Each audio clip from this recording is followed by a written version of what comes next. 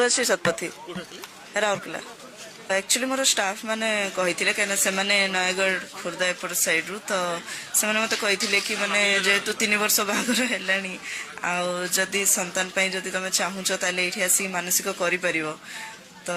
से आम आसी 2 मास तले तो से टाइम रे कही कि आप मकर संक्रांति जाकरी करेंगे जेहेतु माघ मासर प्रथम माने ये रोचे तो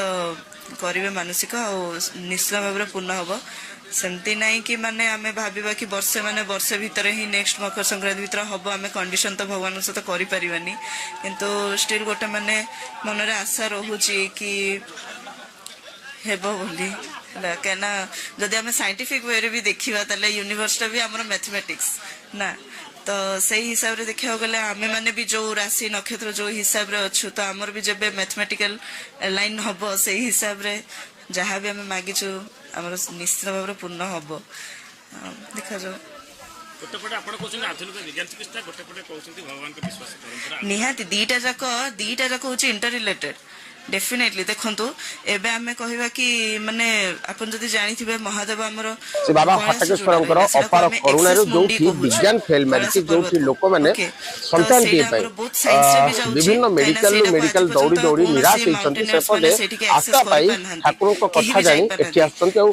12 डिग्री टेंपरेचर रे देखंतु जो भली कालुआ शीत रे आ पानी भितर पसी गुआ खोजछन्ति अपुष्टिक नारी सेटा हमरो संभाला कुहा जाउछि आम हिसाब रे सेठी कोन अछि कैलाश पर्वत रे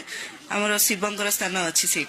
तो डेफिनेटली दीटा जाक इंटर रिलेटेड रोचे जो साइंस आमर आंसर दे पारिबनी सेठी विश्वास आमर स्टार्ट हुए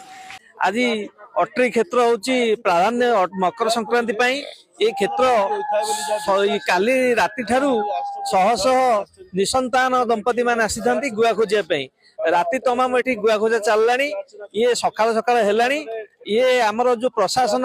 5 दिन पाई करिसेनी मकर महोत्सव किंतु कहीं अनादिकाल मासे 1.5 मास जाके मकर यात्रा चले प्रशासन सीना 15 दिन करिवो किंतु ये स्वतःप्रभूत भाव लक्ष लक्ष भक्त एठिके आसंती एठारे 3टी जिनिस रहिला दान ध्यान एवं चिंतन एटी मागे निमग्ना सलिले सुशीते विमुक्त पापास्त्र दिगंपयाति माघ मासर मकर संक्रांति रे अट्री क्षेत्र में स्नान करेंगे ताले आपन पाप दूरीभूत हम एवं जेतेबेले हट्री हाटकेश्वर क्षेत्र को जिबे 11 शिवलिंग सारा भारत रे विरल गोटे शक्ति मध्य 11 शिवलिंग पूजा पाती एवं सेठी कौन कहे ना पंचाक्षरम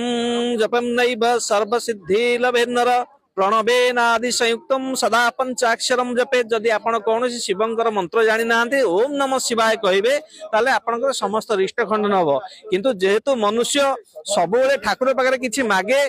प्रमाण मध्य अछि भजन्ति हाटकेश्वरम सुभक्ति भाव त्रोते भवन्ति हाटकेश्वरम प्रमाण मात्र नागर धनेन तेज साधिका कुलेन चक्षिलो नता नमामि नाटकेश्वरम भजामि हाटकेश्वर प्रमाण अछि जदि हाटकेश्वर को आपण दर्शन करिवे ताले आपणकर संतान प्राप्ति हेबो एवं कुल धन संपदा परिपूर्ण हेबो एवं ये जेहेतु मुख्य देवता ये मध्य आपण को चिरकाल पर मोक्ष मत प्रदान करेंगे एमती देवता संसार नहांती ये प्रभु साधि शंकर को आपण सबुले चिंतन करंतु।